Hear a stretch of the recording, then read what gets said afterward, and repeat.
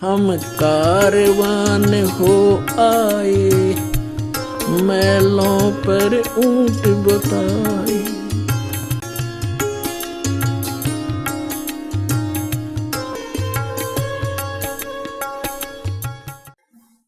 प्रथम चरण तो कलयुग का था। परमात्मा आए थे, सहस्रीर आए थे, सहस्रीर कबीर परमेश्वर चले गए थे मगर से।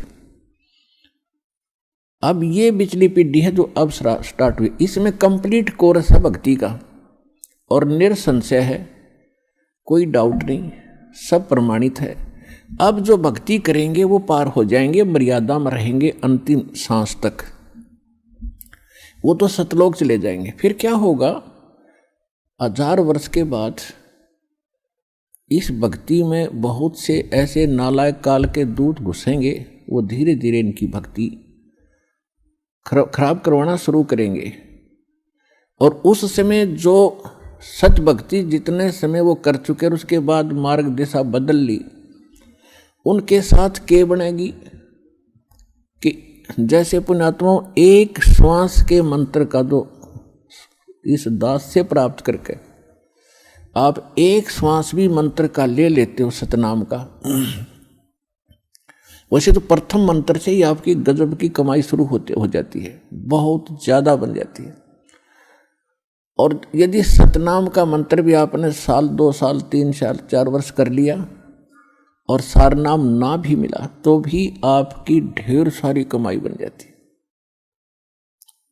और फिर काल क्या करेगा, क्योंकि आपके पुण्य तो वो देगा, उसने तो ऊपर होटल बना रखे हैं, स्वर्ग महास्वर्ग में और ज़्यादा टैक्स है देता हुआ आपसे, आपके पुण्यों से, कहीं 20%, 25%, कहीं पर 10%, ऐसे उसने अपने टैक्स लगा रखे।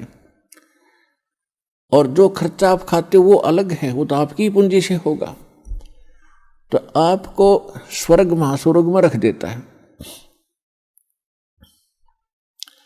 और वहां आपके पुण्य आपके साथ होते हैं।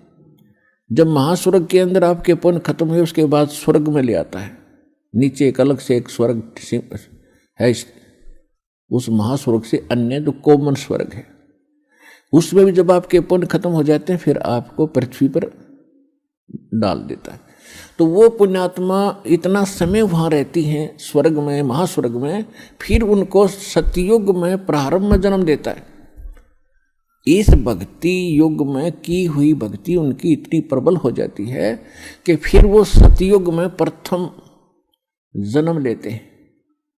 उनकी फिर भी इतनी भक्ति होती है क्योंकि सतयुग में लाखों वर्ष का जीवन होता है, एक का जीवन पूरा करते हैं इतने युग, 1-2 जीवन में वो सतयुग पूरा हो जाता है। फिर त्रेता में आते हो आप वही हो जो पहले भक्ति लगे थे, लेकिन आप फिसल गए, आप रिपट गए, विचलित हो गए किसी कारण से।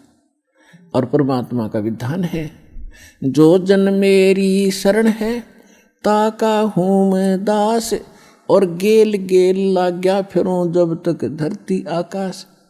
एक बार इस सच्चे नाम से आज कोई जुड़ जाएगा, आज उसने नाम ले लिया, कितना रोगी है और चाहे उसकी कल मृत्यु हो जा, नाम लेते भी हो जा, तो अभी परमात्मा अपने बही में लिख लेगा उस आत्मा को कि मेरी होगी भी। अपने आत्माओं हमने असंख्य जन्म बर्बाद कर दिए,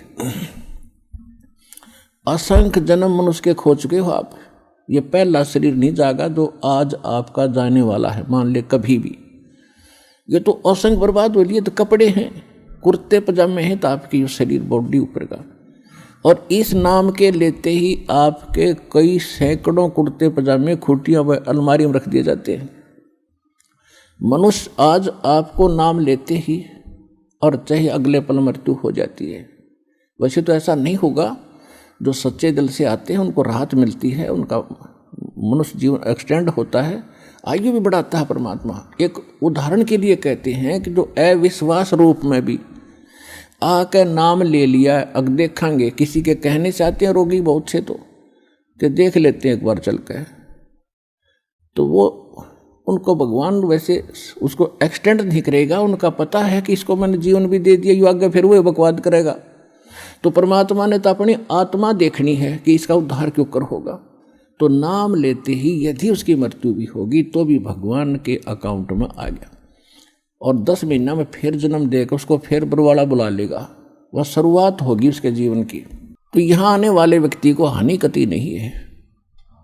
और कति ज्ञान सुनकर समर्पित होकर आओगे तो आपकी कैंसर का बाप भी ठीक हो जा। भगवान किसे कहते हैं? वाह भाई वाह। यहाँ पर कम से कम लाखों भक्तों के कैंसर तक के रोग ठीक हो चुके, जिन्होंने समर्पित भाव से परमात्मा पर विश्वास करके नाम लिया और मर्यादा निभाई। क्योंकि दुखी आदमी मर्यादा खूब निभाता है, सुखी तक गड़बड़ कर देता है, समाज को गणा देकर उसने तो अपनी जान दिखाई देती है, तो उस पर जल्दी राजी हो है भगवान, जल्दी प्रसन्न होता है, उसका जीवन भी बढ़ावेगा और उसको रोग से मुक्त भी करेगा। लेकिन करेगा अपने हिसाब से, उसकी नीत देख के कि आगे कहीं और गड़बड़ ना कर देगी।